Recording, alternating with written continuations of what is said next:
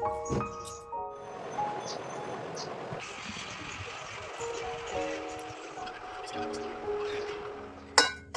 বন্ধুরা, আশা করছি সকলেই ভালো আছে। আমার নতুন একটা ব্লগে তোমাদের সবাইকে স্বাগত। অনেকদিন পরে আজকে নতুন একটা ব্লগের সঙ্গে চলে আসলাম। তো আবার নতুন নতুন করে ব্লগ তোমাদের সঙ্গে শেয়ার করবো। তো আমার ভিডিওর সঙ্গে থাকো, দেখতে থাকো। আমার ভিডিওর কোনো অংশ যদি তোমাদের ভালো লেগে থাকে তো একটা লাইক করে আমাকে উৎসাহিত করতে পারো। তো দেখো সকালবেলা আমি এই দেখো কতগুলো চিড়ে নিয়েছি, এইগুলো এখন আমি ভাজবো। আর গরম গরম চা।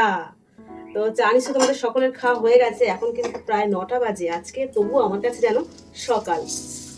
আমার প্রায় 10টাও বেজে যায় চা খেতে। আর চায়ের সাথে না চিড়ে ভাজা না খেলে ঠিক পোষায় না। আমার শাশুড়ি মায়েরও ভীষণ পছন্দ চিড়ে ভাজা।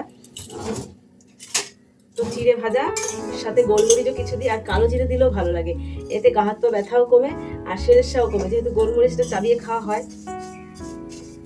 তো চিড়ে ভাজাটা থাকলে পরে একটা টিফিন মনে হয়। আর বিস্কুট দিয়ে চা খেতে একদম ভালো লাগে না, কারণ প্রত্যেকটা বিস্কুট আজকাল খুব মিষ্টি।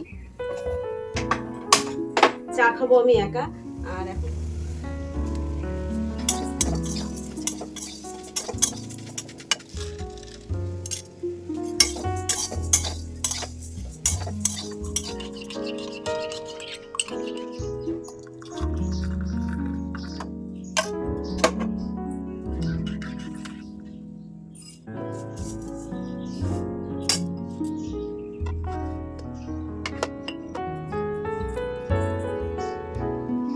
চিড়ে ভাজার সাথে একটু বাদাম নেবো। বাদাম দিয়ে চিড়ে ভাজা খেতে ভালো লাগে। গ্যাস হয় ঠিকই, তো গ্যাসের ওষুধ খেয়ে নেবো তাও ভালো। খাওয়া বাদ দেওয়া যাবে না। তো চাটা আমি একটু শান্তি করে খাই, দেরি হলেও আমি শান্তি করে খাই। চায়ের সময়টা আমাকেও ডিস্টার্ব করলে আমার একদম ভালো লাগে না। আর এই বাদামটা কিন্তু আমার বাবা পাঠিয়েছে। আমার বাবার বাদামের ব্যবসা, সেই কারণে বাদামটা আমার সবসময় থাকে ঘরে, বাবারই পাঠানো। আর চাটা খেতে খেতেই তোমাদের সাথে বলি আজকে আমার রান্নার ছুটি। তো রান্নার ছুটি বলতে রান্না কিছু আছে, যেগুলো বাসি খাবার সেগুলো গরম করব। দেখো চিড়েটা ভেজেছি কি মচমচ করছে। বাদ বাকি চিড়েটা ভেজে ঠান্ডা করে একবারে কৌটোতে ভরে নেবো, তাহলে সকাল সন্ধ্যের টিফিনটা হয়ে গেল। আর ছেলে মেয়েকেও যদি পেঁয়াজ লঙ্কা কুচিয়ে চানাচুর দিয়ে চিড়ে মেখে দিই না, ওরা খুব ভালো খায়। তো এটা থাকলে আমার একটু নিশ্চিন্ত, পুরো রেডি হয়ে গেল। আর এই যে বাসি ডাল আর এই বাসি মাছ, মানে কালকের রান্না, আর পান্তা ভাত সমস্ত কিছু রেডি করে নিয়েছি। আজকে রান্না নেই বলতে আছে এক ননদের বাড়িতে শ্রাদ্ধের নেমন্তন্ন, সেখানে যাব। আর ওই দেখো মিঠাই গরমে এই খাটের তলাতে ও শুয়ে থাকে, ওর এই জায়গাটাই ওর আসল জায়গা। তো মেয়ে বললো পান্তা ভাত খাবো না, তো ওর জন্য আমি একটু খুদের ভাত রান্না করেছি। একটা ভাই খুদের চাল দিয়ে গেছে, তো আজকে প্রথমবার আমি খুদের ভাত রান্না করলাম। আর রান্না না থাকলে না অনেক কাজ থাকে, এক্সট্রা কাজ আমি অনেক সেরে নিই। তো আজকে অনেক কাঁচা ধোয়া করেছি। এখন কিন্তু বেলা 11:30 12টা প্রায় বাজে। তো এই সময় আমি রোদ্দুরে জামাকাপড় মেলতে যাচ্ছি। আর দেখো পাখিতে কি করেছে, প্রায় দিন পরিষ্কার করতে হয়। তো যাই হোক, আমি এখন জামা কাপড়টা মেলে নেব।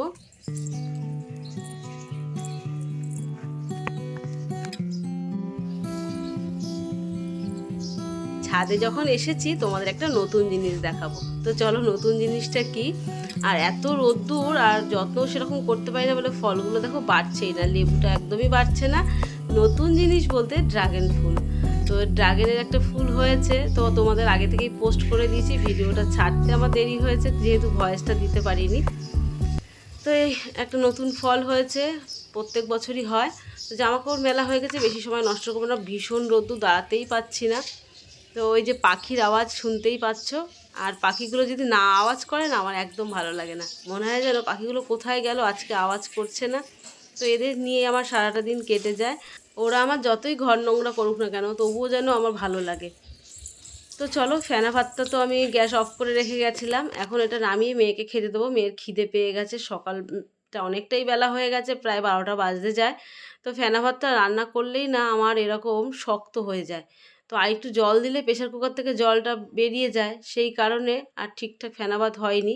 তো এইটুকু মেয়েকে কোনো রকম দিয়ে বাদবাকিটা আবার জল দিয়ে আর একটু ফুটিয়ে নেবো, তাহলে একটু পাতলা পাতলা হবে। ফেনা ভাত একটু ঝোল ঝোল না হলে আবার ভালো লাগে না। এটা পুরো একদম ঝুড়ো ভাত হয়ে গেছে।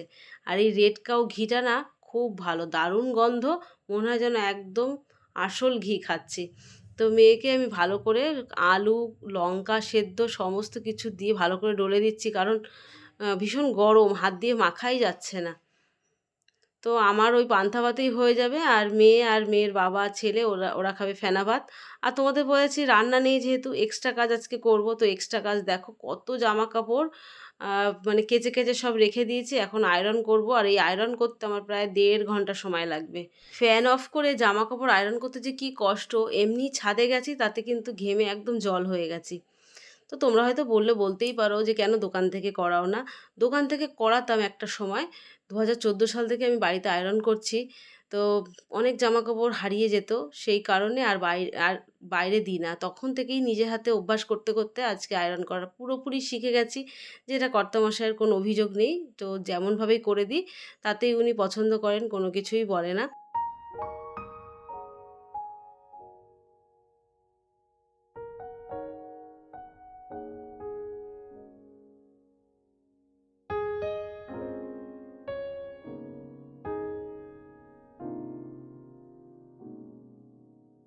এত সময় পরে আমার জিন্সের প্যান্টগুলো আয়রন করা হয়ে গেছে, আর এগুলো আয়রন করতে ভীষণ কষ্ট, যেহেতু মোটা জিনিস আর মেশিনে যেহেতু কাঁচা হয় একদম দুমড়ে মুচড়ে যায়, সেগুলো সোজা করতে কষ্ট হয়। এখন করব আমি টি শার্টগুলো। টি শার্ট কিন্তু এখানে অল্প এনেছি, আর তোমরা দেখেছো আমি ছাদে কত জামাকাপড় মেলেছি, ওগুলোকে নিয়ে আর একদিন বসতে হবে। আমার কর্তামশাই স্মার্ট, তো উনি সবসময় আয়রন করা জামাকাপড় পরতে বেশি পছন্দ করে, সেই কারণে একটু পরিশ্রম করা। উনি যেটা পছন্দ করে সেটা আমার কর্তব্য ওনাকে সাজিয়ে গুছিয়ে রাখা, আর উনি সুন্দরভাবে থাকলে আমার ভালো লাগে, সেই কারণেই এতটাই পরিশ্রম করা। এই পরিশ্রমে কোনো কষ্ট নেই। তো ফটাফট এইভাবে করে নেবো, বাদবাকিটা তোমাদের আর সঙ্গে শেয়ার করলাম না।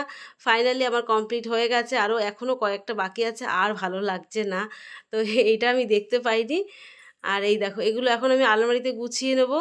তো আজকে নেমন্তন্ন রয়েছে, প্রায় এখন 1:45 বাজে, আর সময় নষ্ট করবো না, একটু একটু করে রেডি হয়ে বেরোতে হবে।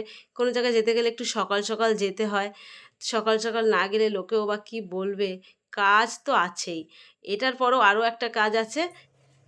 রান্না নেই তাতে কি হয়েছে, কাজের শেষ নেই। দেখো কতগুলো ব্লাউজ, কোনোটা গায়ে হয় কোনোটা গায়ে হয় না, আর মাঝে মধ্যে রোগা হয়ে যায় মোটা হয়ে যায়, যার কারণে খুলতে হয়। এখানে মেয়েরও কতগুলো ব্লাউজ রয়েছে যে মেয়ের গায়ে এখন হয় না। তো বানানো ব্লাউজের এই একটাই সুবিধা, খুলে আবার বাড়িয়ে নেওয়া যায়। আর এখন যা ব্লাউজের মজুরি, আর একটা ব্লাউজ না 500 নিচে হয় না, 500 মানে একদম খুব কম দাম।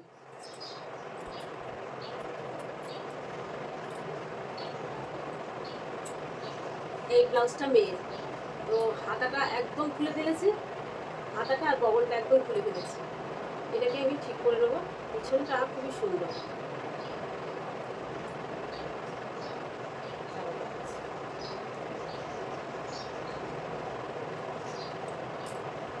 এখন বোঝা যাবে না সেলাই না করা পর্যন্ত, তো দুটো হাতাই একদম খুলে ফেলেছি। এবার নতুন করে সেলাই দেবো।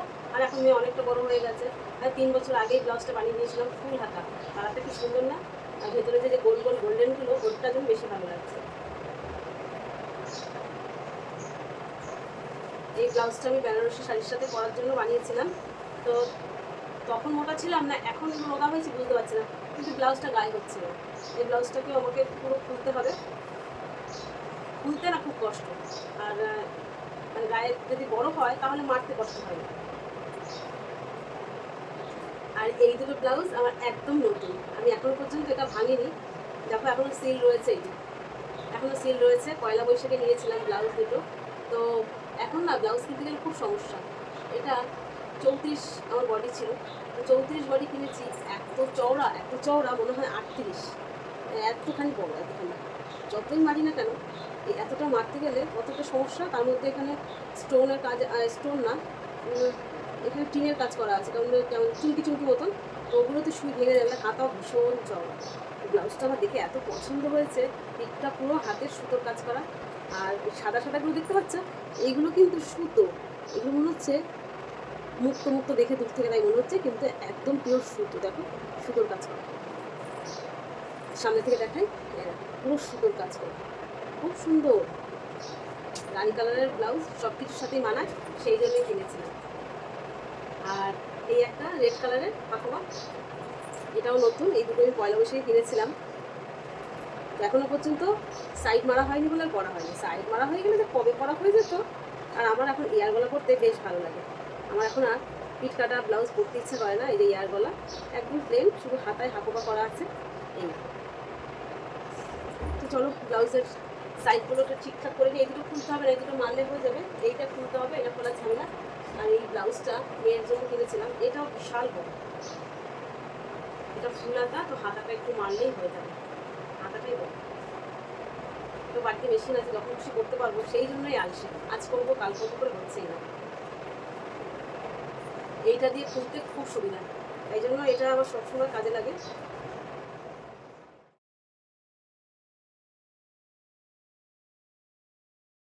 তো বন্ধুরা রেডি হয়ে গেছি, মা মেয়ে দুজনে মিলে এখন বেরিয়ে পড়বো। আর এখন বাজে প্রায় 3টে, অনেকটাই বেলা হয়ে গেছে। সকাল সকাল যাবো ভেবেছিলাম, তার হয়ে ওঠেনি। তো আজকের ব্লগটা এই পর্যন্ত। Thank you for watching, by.